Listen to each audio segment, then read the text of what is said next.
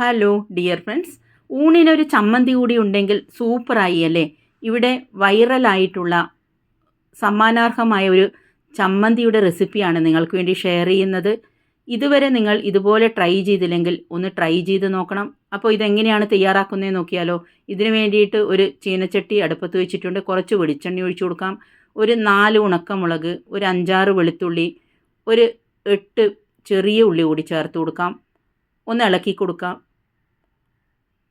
ഒന്ന് സോഫ്റ്റ് ആകുന്നത് വരെ ഇളക്കി കൊടുത്താൽ മതി. ഇതിലേക്ക് ഒരു കഷ്ണം ഇഞ്ചി ചെറുതായി അരിഞ്ഞത് ചേർത്ത് കൊടുക്കുന്നുണ്ട്.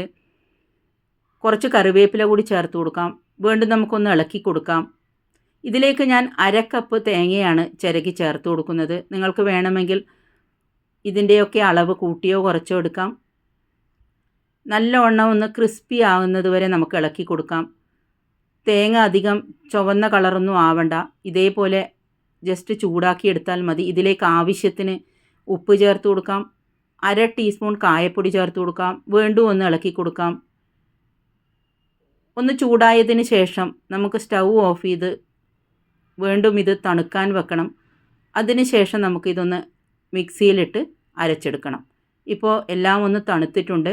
മിക്സിയുടെ ജാറിലേക്ക് ഇട്ട് കൊടുക്കാം.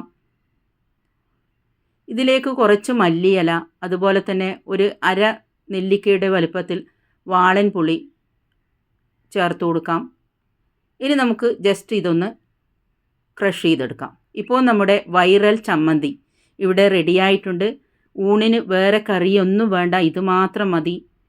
ഇതിൻ്റെ മുകളിൽ നമുക്ക് കുറച്ച് വെളിച്ചെണ്ണ കൂടി സ്പ്രെഡ് ചെയ്ത് കൊടുക്കാം. ഇതേപോലെ ഒന്ന് ട്രൈ ചെയ്ത് നോക്കി അഭിപ്രായങ്ങൾ അറിയിക്കണം. അതുപോലെ തന്നെ ഇഷ്ടമായെങ്കിൽ ഷെയർ ചെയ്ത് കൊടുക്കാൻ മറക്കരുത്. Thank you for watching.